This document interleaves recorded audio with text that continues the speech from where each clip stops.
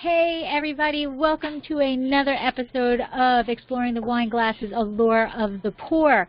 I am your host, Lori Budd, and I am a UC Davis graduate and a Somm Day certified and WSET Level 2 certified. And I am very excited today because I have Delia from Viader Vineyards on the Howell Mountain. And I have so many questions and so much to ask her, but I'm going to let her do a little brief hello before we get into everything. So hi, Delia. Hi, Lori. Thank you for having me. Happy Thanksgiving. Yeah, ahead of Thanksgiving. Happy Thanksgiving early to you also. So before we actually get into the wine, the first thing I have to talk about, you have a PhD in philosophy. So, what led you down that path? And as you were obtaining, or I don't know what the correct word is, because obtaining, I guess, researching your PhD, what was your thought process of what you were going to do with a PhD in philosophy? Well, initially it was a requirement. My father was a diplomat, and I was thinking of following his footsteps, and it was required for the university that I was going to attend for diplomatic studies to have a PhD or a JD equivalent. So in the end, I fell in love with philosophy, actually. My concentration or major, as you call it, is logic and pure mathematics. So that's how it translates to it. It has nothing to do with wine, but there is a lot about it that works with critical thinking, application of critical thinking and application of logical business outcomes. So well, it is a long way. Well, my undergrad was marine biology, so there's paths. But at least it has something. Yeah, there's paths down the road that you take, and those forks. And I've always believed, and I guess this is a philosophical approach, I've always believed that you have to just go the path that is, you feel you need to go, and it will eventually lead you to where you should end up. So, it may not be the direct path, but you had the path that led you to your passion. Never direct, yeah. Right. Totally. So you, I've heard multiple times that you are called the wine mother, and that you're the mother of vines, the mother of wines, and the mother of a winemaker. I have to tell you, when I read that the first time, I got a huge smile on my face. I was like, I absolutely love that. But so, can you share a little bit about your origin story? So, we can figure out mother of the winemaker. we go there. But how did you become a mother of vines and a mother of wines? Well, because really, to put a vineyard, I felt that I was really raising the vines just like I raised my children. I didn't want to call myself a vintner or a vineyardist or anything. I'm really the vine mother, or the mother of the vines, because I'm raising them to excellence. And with the wine, it's the same thing.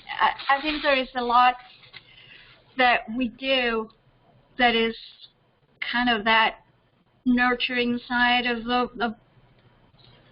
mostly women, that in elevating, in raising a wine. And I think you raise it in the vineyard, and I think you don't mess it up in the cellar. It was just a great pride for myself to have one of my sons to decide that this was actually worth pursuing. So that's why I ended up being the mother of the vines, the mother of the wine, and the mother of the winemaker, because one of my sons is the winemaker. And so now, did it's it's absolutely a reason to be proud. Did he always want to? So, like, I know that a lot of families that are in the wine industry, the children grow up and they're like, no, I'm not going to be in the industry, and then they're like, no, I do want to be in the industry. Did Alan do that, or was he a wine? He was focused on the go-go. No, he did not focus on the wine. He's an outdoors guy. He loves the vineyard. He always enjoyed that. And I kind of slowly had to, coach him into getting in the winemaking, which is, to me, a natural approach. But he studied viticulture, chemistry. Mom, chemistry is not my thing. I really don't like that. And I said, well, there are many ways to get to winemaking, and he basically grew up with it just by coming behind me every single time that we were in the cellar since he was 5 or 6 years old. So it wasn't a surprise for him to end up in the winemaking, but he really focused on the vineyard side, on the viticulture side. And that's what he really loves to do. And then in 2006, when he graduated, actually, he went to UC Davis also. So we kind of worked the path into the winemaking, because it's really a kind of a logical continuation. You really make the wine in the vineyard, and then Absolutely. you just nurture it in the cellar. Yes, if you want to make good wine, I'm very proud. Yes, if you want to make good wine, you cannot ignore the vineyard, because we all know that saying, right? You can't make beep wine, or you can't make great wine out of beep vines, but you can make beep wine out of great vines. So you have to pay attention to, the vineyard itself really is where, as cliche as it is where the wine is made. As a winemaker, all you can do if you have good fruit is mess it up. And we want to make sure you can't do that. And I usually explain it to my customers or my visitors that we all start with grapes, but we've been doing this for 36 years, and it would be the same as you go to a restaurant and you go to the French Laundry and you ask for chicken, or you go to Kentucky Fried Chicken and you ask for chicken. They both started with chicken, but it does taste different. So it makes a difference, the expertise and the years that you've been doing this, and a superior vineyard. We have a superior vineyard location, and we really take great care of our chicken or raw material of our grapes. And so, yes, our wines show that. So it's a little bit of nature and nurture together. Yep, it's that mothering again. There you go. Absolutely. Yes.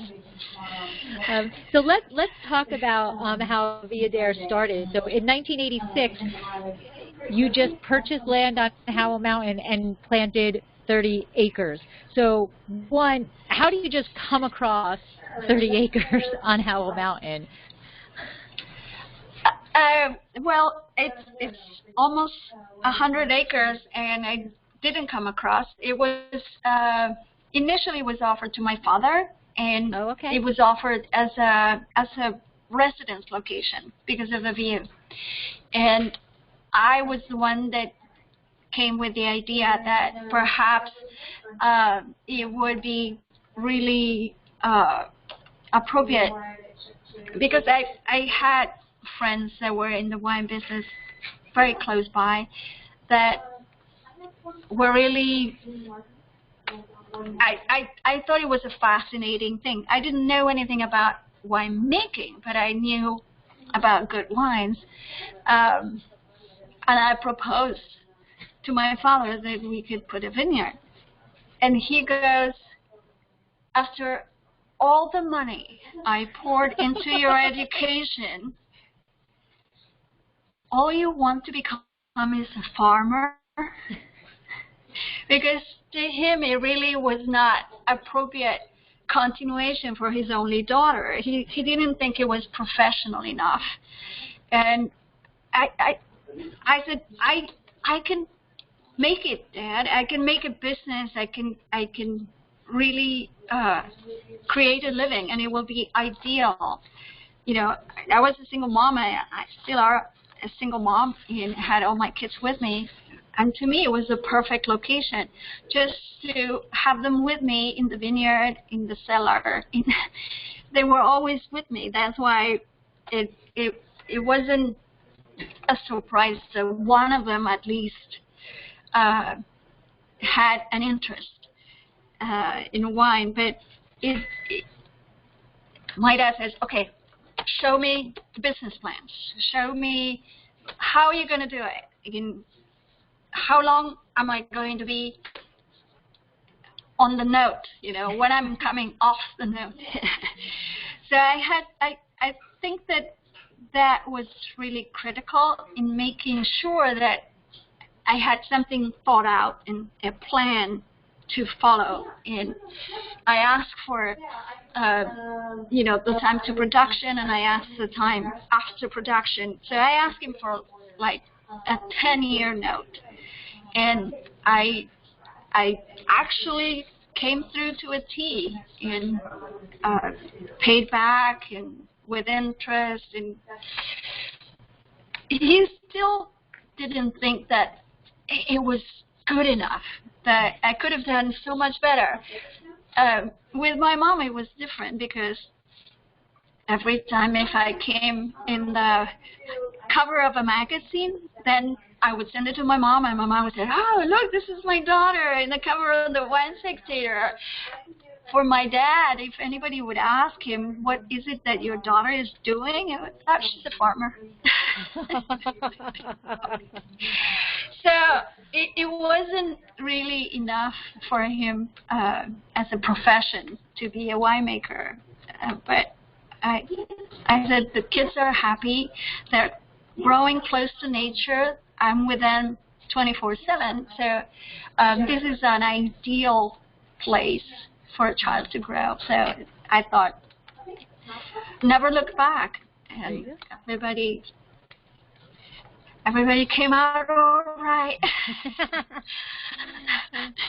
And now, when in '86, when this happened, how many wineries were already situated on Howell Mountain at that point? They were not. I mean, of course, Randy Dunn was there, but not that many. And my neighbor Burgess, but there were not that many. I remember being accepted to the Napa Valley Vintners Association, and I was number 44. Now it's 550 members. So it's been a while, and it's been a certain growth. And Howell Mountain Howell Mountain wines were known before. They always, of all the appellations, it is the most distinctive, regardless of stylistic differences in the winemaking, because Howell Mountain fruit has that black cassis that is very easily to discern. Even if you are a winemaker with a completely opposite style to somebody else, you can tell it's Howell Mountain fruit. Right. So it's luck of the draw, because I had an idea of what I wanted to make. I just didn't know how to do it. And that's again how really it all started. things fall where they may, and you have to be able to see them and take advantage of them. So you said it's actually 100 acres. And so I had the numbers. Did you plant 30 acres? Is that right? That's all we developed, because it's up and down, and it's very steep, and that was another first, because I wanted to go with the sun, and everybody was going this way, and I wanted to go this way, and everybody thought I was crazy. But many times people thought, or they said, no, it's impossible. And to me, it's kind of a trigger word. You tell me it's impossible, and I just have to say, watch me. Yeah. Do the impossible. We can do 5 impossible things every morning, right? Yes. And how did you decide what you wanted to plant on those 30 acres? Well, because I was coming from abroad, I was I call all of my friends in wine or viticulture. So I brought a consultant from New Zealand that was an expert in organic hillside development, and then I called my friends at in Bordeaux. That it is funny, at that time Michel Rolland wasn't Michel Rolland. He was just a friend. And he had a lab in Bordeaux, and he had Chateau Bonpasseur, but he was not the alluring winemaker, the flying winemaker as he became later, which is kind of funny, because 25 years later I asked him to kind of consult with my son as I'm transitioning from my winemaking to his winemaking style. And I said, I don't want him to copy me, and I don't want him, I want him to fly on his own, but I want to make sure that he has the perfect experienced consultant that will give him the perspective to make a wine of the world. It is not just a Howell Mountain wine, it's not a Napa Valley wine. It is a wine that can be seen at the same level of the best wines of the world. I wanted to keep that kind of global perspective, and for that, Michel Rolland was perfect. We had a joke, because we were friends. I said, if we get any accolades, I'm very proud of my son. If something goes wrong, you're fired. It's your fault.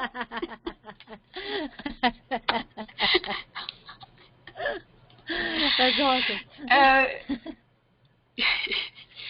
So it just worked out, and it's also serendipity, because Danny Schuster, which is the consultant in hillside viticulture, I found him 20 years later in Italy consulting for the vineyard next door to mine. I had a vineyard in Tuscany for about 8 years, and I just found him in a little restaurant, a local restaurant, in a tiny place in Italy, and it's like, what are you doing here?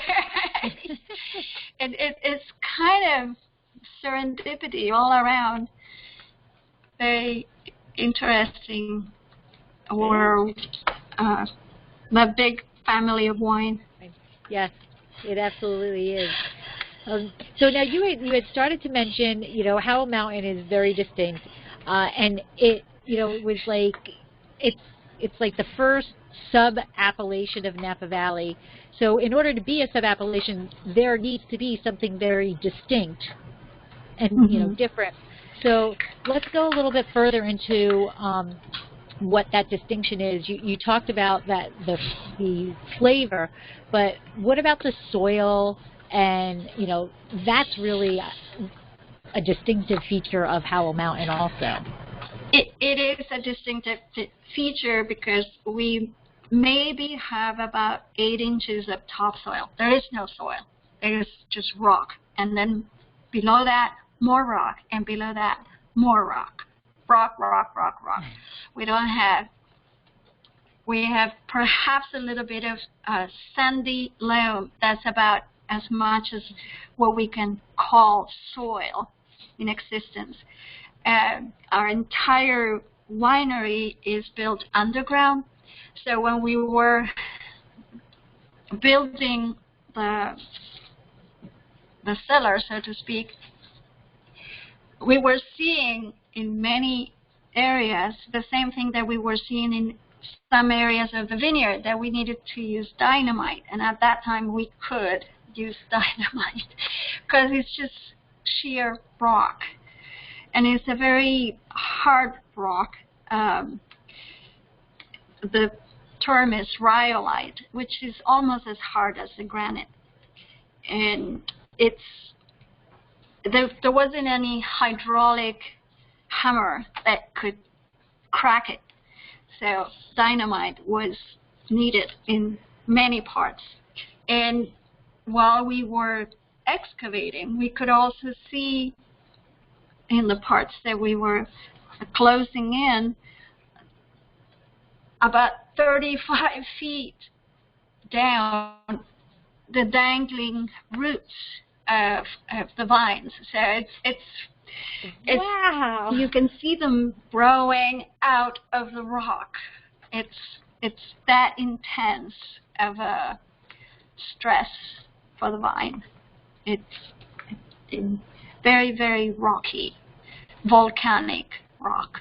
So I think that gives a certain element to the vine, that the vine translates into this characteristic, nice, elegant acidity, and which is kind of the delivery of a very subtle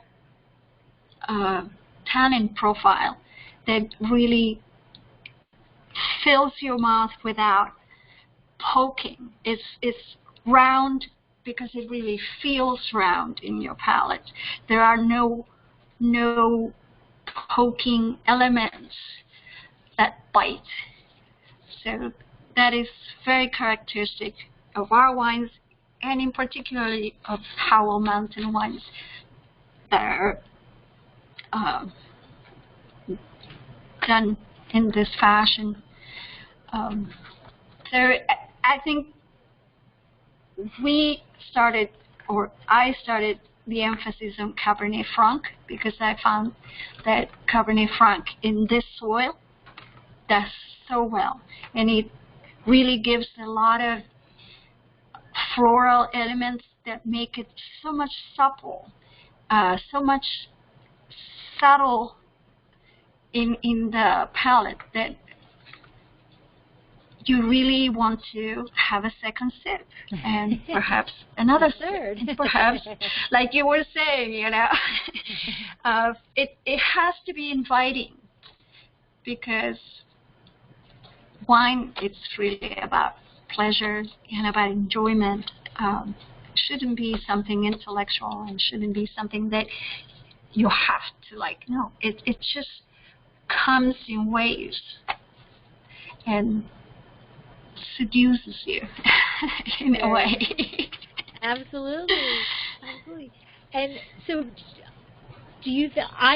When I think Howell Mountain, I also think fog, and first of all, I think it must be pretty cool to be above the fog and yes. see, and like, you know, you're like in clouds almost when you know, because you know, it feels and it looks like you're floating in cotton candy sometimes. Visually, it's like you're above because it's sunny here, and if you go down to St. Helena, it is not. It's cloudy. So like, it is very interesting. It's very interesting. I took several pictures, and it looks like you're floating on cotton candy. Sometimes the fog can be that dense, and it gives us a little bit of a respite if we've had a season that with a lot of heat spikes. The fog kind of slows down because it dissipates as we get closer to the noon hours, and then it continues in the afternoon. And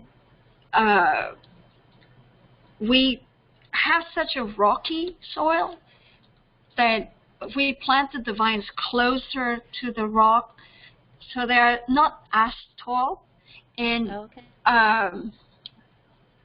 the canopy protects the vine. They're perfectly aligned with east-west orientation. And we have a east-facing or west-facing hillside.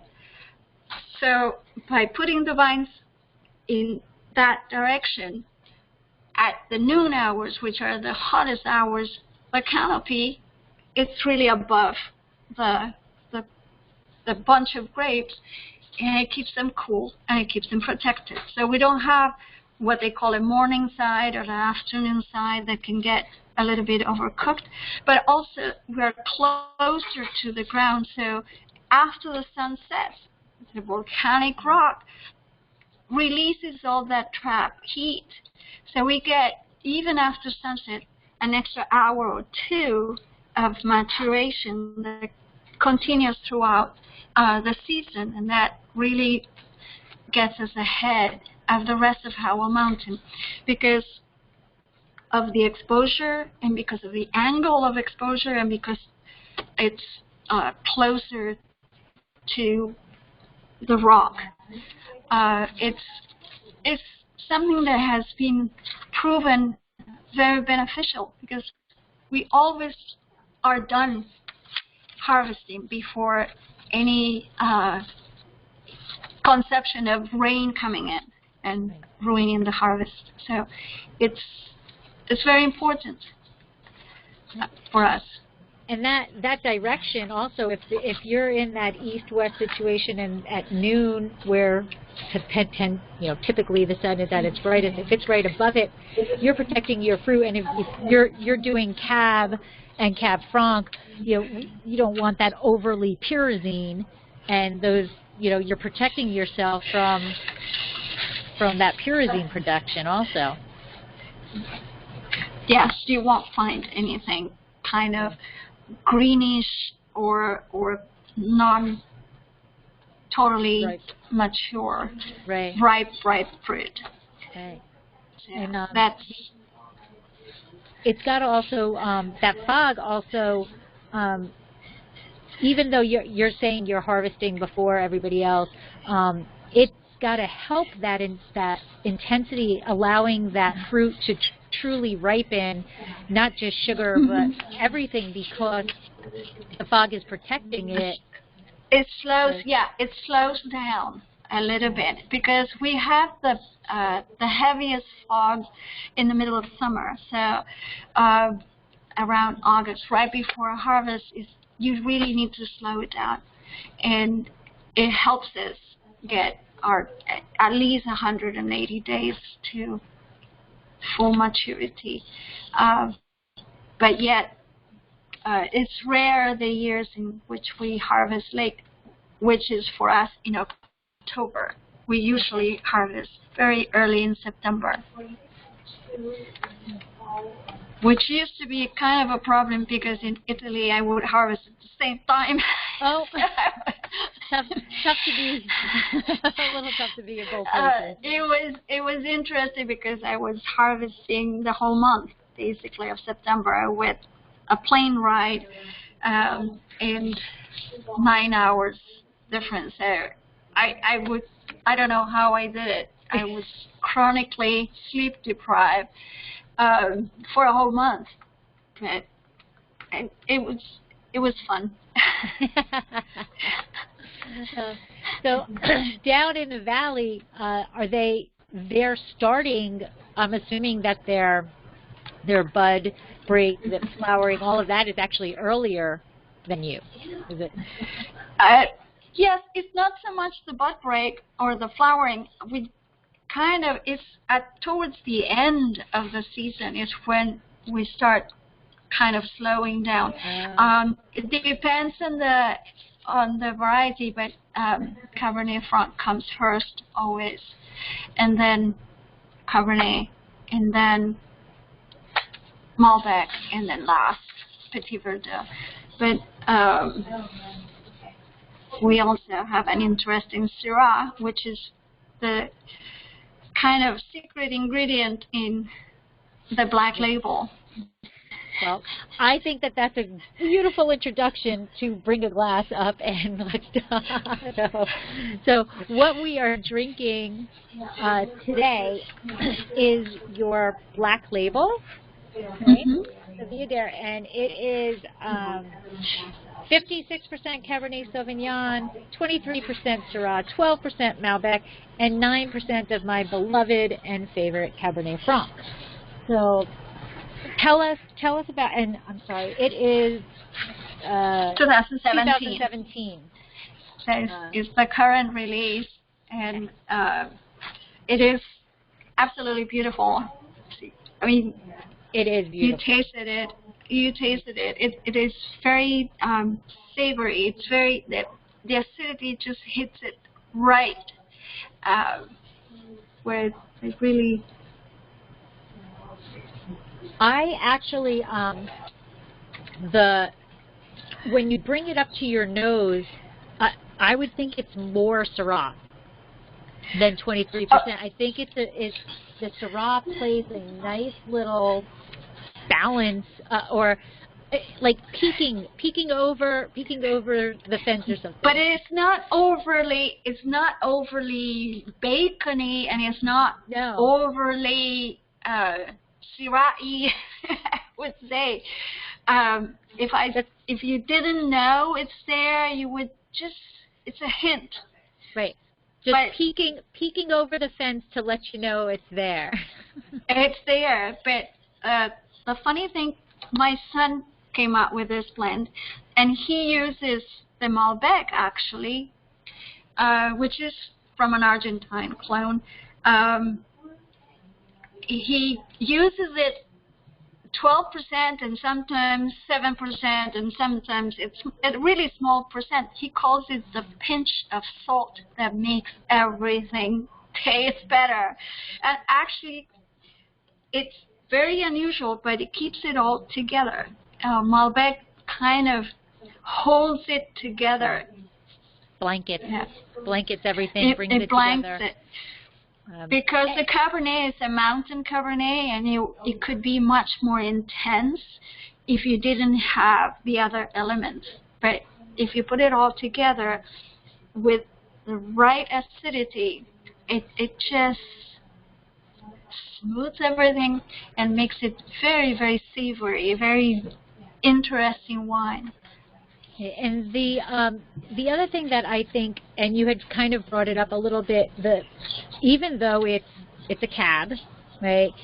It's got this beautiful body, but the tannins, and I think, I mean, I'm going to say it's the blend that's bringing it all together and working it. The tannins are just silky enough that they grip your tongue in such a beautiful way that then the mid palate comes in, and then the back palate.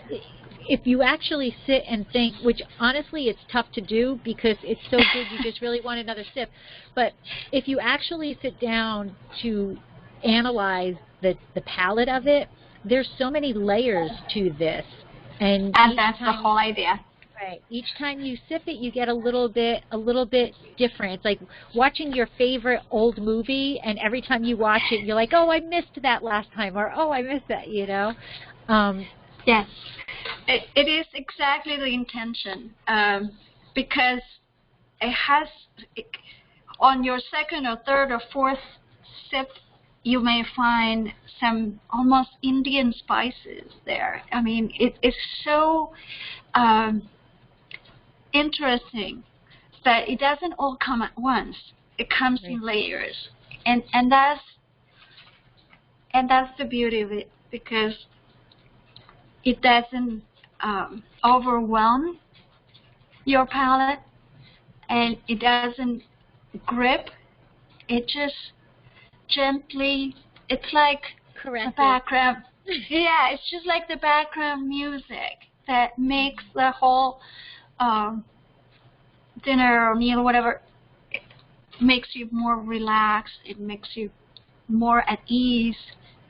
This wine is beautiful in that sense that it's so elegant, and it has the appropriate density to intrigue but not overwhelm, and then you want to keep exploring. It really is beautiful. There's chocolate in there. There's it's funny because on the nose, I would say it's milk chocolate kind of on the nose, but then when you taste it, it's more dark of a, chocolate. Yeah. It's So almost like a dark chocolate. You're getting, at least I'm getting the best of both worlds. Like, I'm getting the milk chocolate on the nose, but then once it's on your palate, and it lingers there. That it's that dark chocolate, all of that dark fruit. It is incredible, and there's so many layers to it. And I think the Syrah and that Malbec really pull it in, and it's a beautiful blend. So is your black label always since Alan's been doing that same blend, like you said, different percentages, but is it different always, percentages? But yeah, and it actually came out. He's the one that came out with it, because we came to this understanding. First generation winemaker, second generation winemaker. Do we agree 100% all the time? No, we don't. He has his style and I have my style. So we said, okay, Viader is going to be true to its style, which is more of a classic Bordeaux blend. And Viader will always be Cabernet Franc. But this is his interpretation of the best of the vineyard can produce under his idea. This is his baby.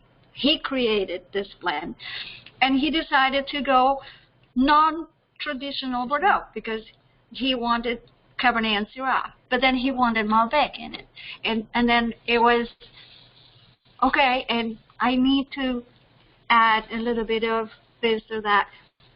He perfected to his style, and if you were to have Viader and Viader Black Label together, you will see they're completely different personalities. They're very, very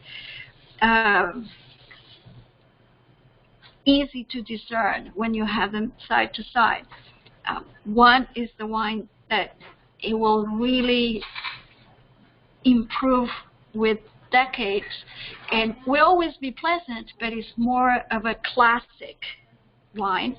And then you have Viader Black Label, which is purely hedonistic because it's just for pure pleasure. It's just to enjoy. And it has a little bit higher acidity and a little bit, it just kind of hits you in the right spot, so to speak. And it was all his idea, and we call it black simply because the color, because of the Syrah, is so dark. It's so inky black. But and how long has the Black Label been? What was the first production year, or I'm sorry, vintage year of the Black 2008. Label? Oh, 2008. So 2 years after he started winemaking, he was like... Right. It was like, we will keep the style of Viader always the same, but you can go and spread your wings with a different blend of your choice, and this is your interpretation of the state. And that's how we keep our differences, and he's also allowed to present his own expression, his own artistic expression, which is important. You know, it's not easy to work families, and I don't want to impose anything, and I do like the idea that he can go and have something. He always battles me about this because he said, "Mom, I make all the wines and I'm proud of all the wines that I make." And I said, "Yes, but this is your baby. This is important. This is."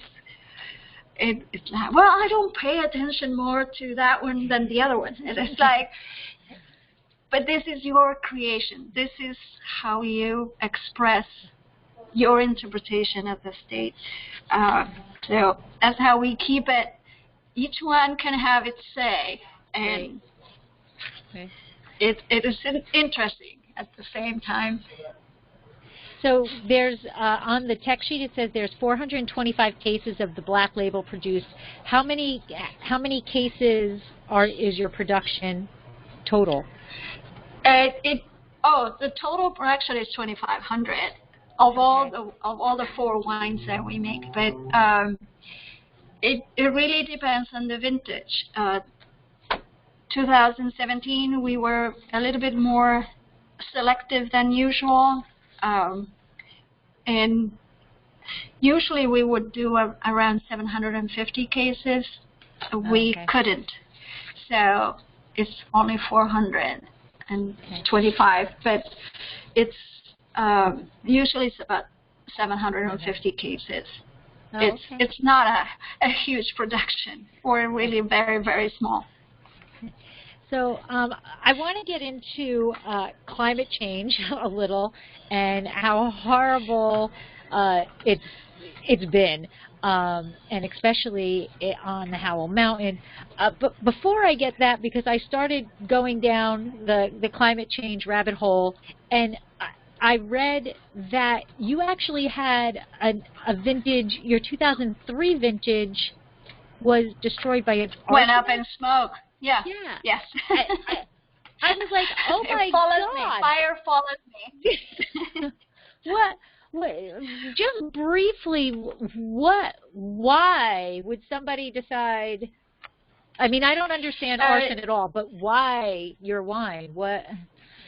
Well, it wasn't only my wine. It was 70 wineries. It was a wine that I had stored temporarily at Mare Island. This is October of 2005. Actually, October 12th, 2005. I will never forget that.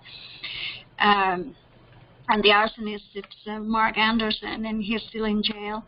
And he will continue. Because for several reasons he decided he was double selling things and trying to make it disappear. He thought that by torching the entire warehouse, nothing would come up to light. And in that, there were 70 wineries affected that had their wine stored in Mare Island. So mine happened to be the 2003 vintage, of which we lost 95%. We only kept the big bottles here at the winery because those are hand labeled, and that's all the wine I had in 2003. So it was horrible, because it was a day that I will not forget. And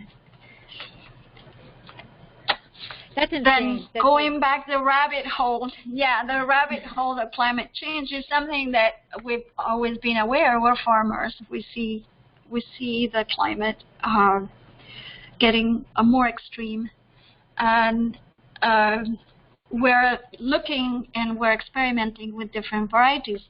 Therefore, the Malbec. Actually, we found that this clone of Malbec does very well in the mountain and does take heat. Cabernet Franc also takes heat very well. Syrah takes heat very well. We have clones of Syrah that are very similar to the Côte Rôtie, which is very hot and rocky. So we're experimenting with different varietals. We're going to experiment next year with different plantings for about a few years, about a decade. We experimented in buying Tempranillo. So we work with Tempranillo, which is also a grape that is highly adapted to the Rioja and the Priorat area, which is very rocky and can be very hot. So we're trying to see how the varieties adapt to our situation and how they adapt to climate change and what would happen if we get a little bit hotter.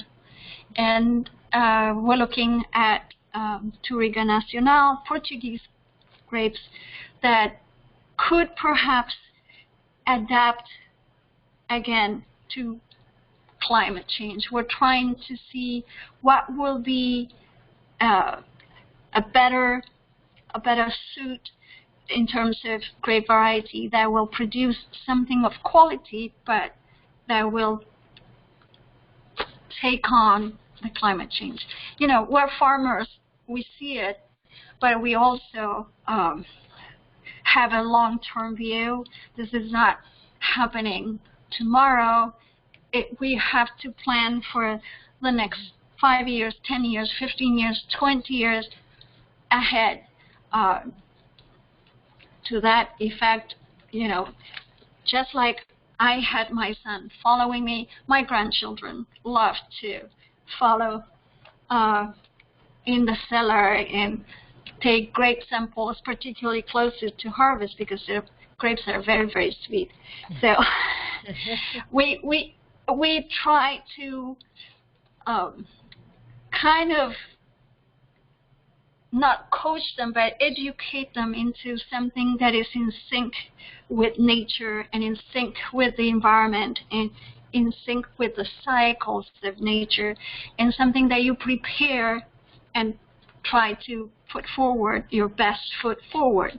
Not only taking care of the environment, but looking ahead. What can we do to have a better harvest, to have a better quality of product? So changing varietal grapes could be a form, and then a few things that we are practicing or researching in the cellar in terms of treatment, how gentle the fermentation, how slow the fermentation, how high temperature or low temperature, in longer maceration or less maceration. We're trying to see what the variables are to try to keep everything gentle and smooth and elegant, even if something we cannot control at all, like the weather, keeps changing. So the things that we can control is what we're trying to see the variables and play with the variables, so we can always deliver something that is up to par. And so we can't talk about anything in 2020 without COVID and the fire. So, I mean, COVID is its own, entity and has destroyed so many different things, but you also had a direct thing with the fires. So yes, and unfortunately, the vineyard took the biggest hit. So there will be a lot of vineyard that will have to be pulled out and replanted, and that's very sad to see. But it saved. All of the structures are standing because of many features that we have at the estate that were fire preventative. And if you see everything around us, everybody around us burnt to the ground. We are the only ones standing. So that tells you something. So having fire breaks, in keeping the undergrowth clean, and having areas with decomposed granite, which is basically sand, around the properties where a fire has to stop because there's nothing to burn. Having all the structures be glass, metal, or rock covered is also important, and with a slate roof is very important, because during the fire, which we had coming from every direction, it's the embers that fly around that continue the fire. And in this instance, the fire came up to my front door, which happens to be clad in solid copper, and that's why it didn't catch fire. But the glass, the outside part of the glass, cracked. Oh. But have double E windows, and the outside of the glass cracked. That's how close it came. Oh my gosh. Oh my gosh. And now, do you live at, is your Yes, home also at the winery? Everything? Yes. Because you have 100 acres. Yes. Right? So all the buildings are contiguous. But it was very, very close. Wow. And but it's still standing. Yeah. I mean, not like just out of pure, I guess it's kind of somewhat morbid curiosity or whatever. But what goes through your mind when, I mean, you have had these fires in the past, and now this fire comes again, and are you getting a knock on the door, and you're like, oh my God, I've got to go through this again, and you're just running out? What's going through your mind as you see this fire approaching your home, your business, your family? Well, there's always a lesson to be learned and shared, because whatever worked, whatever kept my house standing, should be shared, and perhaps it will prevent other homes from being burned. And that's what I've been sharing with everyone that wanted to see it on site, from the supervisors, Napa County supervisors, to CAL FIRE, and a number of authorities, just to see what needs to happen and needs to change. Not to create a nightmare for the people that are going to build, but you need to build with a certain idea of it is going to happen, and you need to be prepared. And it's better to have the umbrella before the rain happens than get caught in the rain without it. That's always been my idea. So I loved my manzanita forest and my beautiful hillside vegetation, but I kept it very clean and very separated. And it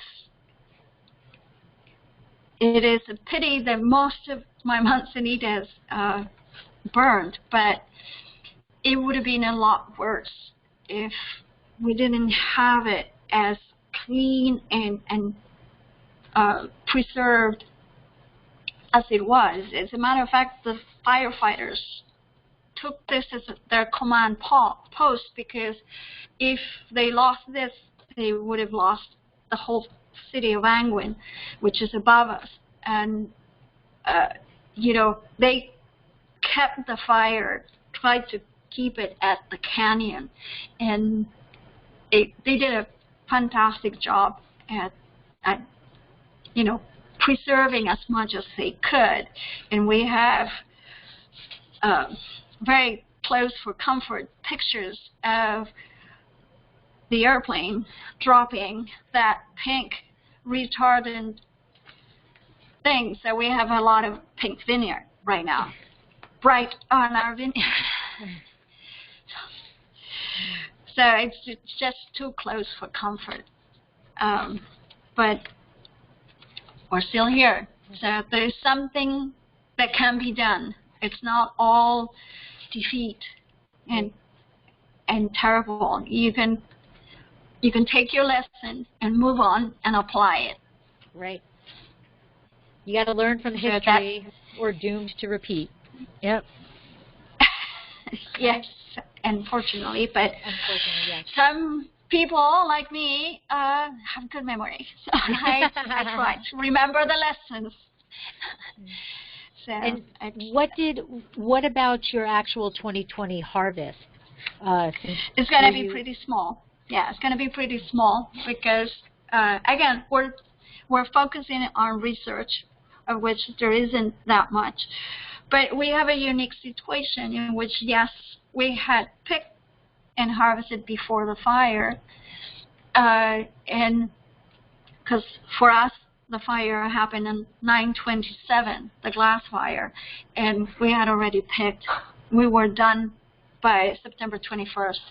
So everything was tucked in the caves underground, of which we have a air circulation system that we usually open at night to get some fresh air, but we closed during the day, and we kept it closed throughout the fire. So humidity goes up, but there is no smoke coming in. That was the important thing, or barely any smoke coming in. So still, we're going to be ultra selective and designate research lots that we want to experiment what happens at different levels of what some people call smoke taint. And it depends at what time it happened. It's like things that happen to a pregnant woman in the last month. You know, it's like the baby's already protected, so it's much less than if it were to happen during the growing season or during a different vegetative cycle, developmental right. cycle on the vine. By the time it happened, our babies were already underground and sealed, basically. So we're hopeful that we will save a very selective amount and come out with some 2020, just to show you, because the whole point is to show you the vintage in the bottle and to show you the beauty of that vintage and to tell the story of that vintage. This is the sun and the rain and also a little bit of the fire that happened during that vintage. Just a little bit of fire. It happened. It's part of the narrative that you encapsulate all the challenges that we had during that season. But you know, talking about that, this is 2017, you know, and it was also a year of fires. And it's beautiful. Not that close, and but you can see that there's been